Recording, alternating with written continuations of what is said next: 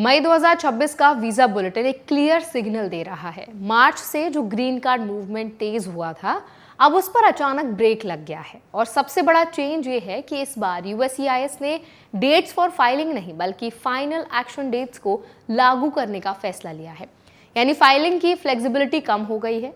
आज इस वीडियो में हम समझेंगे मई वीजा बुलेटिन के exact changes, dates for filing और फाइनल एक्शन डेट्स का एक्चुअल रूल क्या कहता है, इंडिया कैटेगरी पर क्या असर है और इंडियंस को इस सिचुएशन में क्या करना चाहिए ताकि उनका केस सेफ रहे। तो चलिए फिर जल्दी से वीडियो को शुरू करते हैं।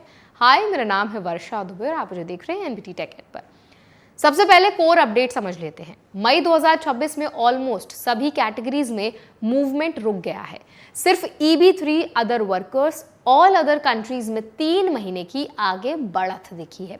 लेकिन इंडिया के लिए पिक्चर अलग है। इंडिया कैटेगरी में सभी मेजर एम्प्लॉयमेंट बेस्ड कैटेगरीज में कोई प्रोग्रेस नहीं हुई है।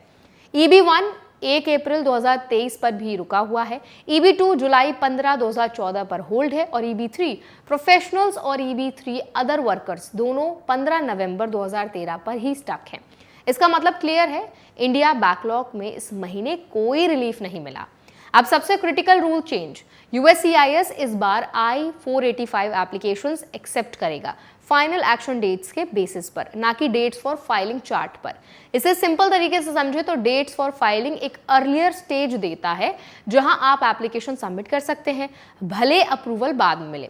लेकिन फाइनल एक्शन डेट्स वो स्टेज है जहां अप्रूवल पॉसिबल होता है जब USCIS dates for filing allow करता है तो एप्लीकेंट्स जल्दी फाइल कर पाते हैं। लेकिन इस बार ये ऑप्शन हटा दिया गया है। इसका डायरेक्ट इम्पैक्ट ये है कि जिन लोगों की प्रायोरिटी डेट अप्रैल में डेट्स फॉर फाइलिंग के हिसाब से करंट थी लेकिन मई में फाइनल एक्शन डेट्स के हिसाब से करंट नहीं है, उन्हें अप्रैल के एंड तक फाइल करना जरूरी था। अगर उन्होंने ऐसा नहीं किया तो अब उन्हें वेट करना पड़ेगा जब तक उनकी प्रायोरिटी डेट फिर से करंट नहीं हो जाती। ये टाइमिंग बहुत क्रूशियल होती है क्योंकि एक मिस्ड विंडो पूरे प्रोसेस को डिले कर सकती है। अब रूल्स को थोड़ा स्ट्रक्चर तरीके से समझते हैं। वीजा बुलेटिन हर महीने यूएस डिपार्टमेंट ऑफ स्टेट जारी करता है और यूएससीआईएस डिसाइड करता है कि उस महीने कौन सा चार्ट अप्लाई होगा। अगर डेट्स फॉर फाइलिंग लागू होता है और आपकी प्रायोरिटी डेट कट ऑफ से पहले है तो आप I-485 फाइल कर सकते हैं, लेकिन अप्रूवल तब तक नहीं मिलेगा जब तक फाइनल एक्शन डेट्स में आपकी डेट करंट नहीं हो जाती। दूसरी तरफ अगर आप यूएस के बाहर अप्लाई कर रहे हैं तो DS-260 तब तक फाइल नहीं कर सकते जब तक नेशनल वीजा सेंटर नोटिफाई ना करे और एम्बेसी वीजा तब तक इशू नहीं करेगी जब तक फाइनल एक्शन डेट्स करंट ना हो। अब कंट्री वाइज सिचुएशन भी समझना काफी जरूरी है। ऑल अदर कंट्रीज कैटेगरी में EB1 और EB2 अभी भी करंट है। EB3 प्रोफेशनल्स 1 जून 2024 पर होल्ड है और EB3 अदर वर्कर्स फरवरी 1 2022 तक एडवांस हुआ है। चाइना में भी सभी कैटेगरी स्टॉल्ड हैं। EB1 अप्रैल 1 2023, EB2 1 सितंबर 2021, EB3 प्रोफेशनल्स जून 15 2021 और EB3 अदर वर्कर्स 1 फरवरी 2019 पर रुके हैं। लेकिन इंडिया के नंबर सबसे ज्यादा पीछे हैं, जो बैकलॉग की सीरियसनेस दिखाते हैं। एक और इंपॉर्टेंट अपडेट है एडजुडिकेशन पॉज को लेकर। स्टेट डिपार्टमेंट ने कई देशों के एप्लीकेंट्स के लिए इमिग्रेंट वीजा और I-485 एडजुडिकेशंस पर पॉज जारी रखा है।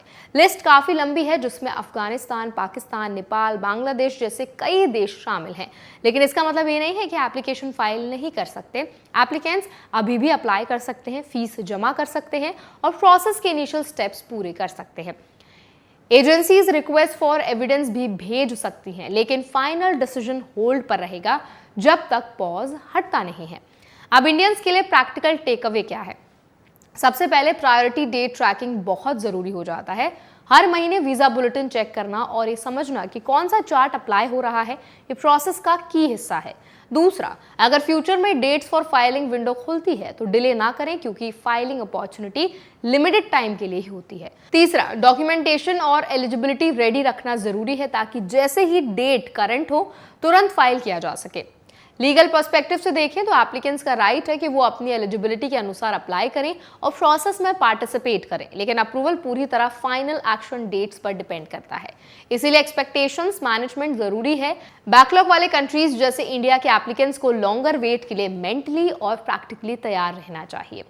तो अब इस पूरे अपडेट पर आप क्या राय रखते हैं, आपका क्या फीडबैक है, कमेंट्स में जरूर बताएं। ऐसे और अपडेट्स के लिए, वीडियोस के लिए, इन्फॉर्मेशन के लिए हमारे चैनल NBT Tech Ed को भी जरूर सब्सक्राइब करें।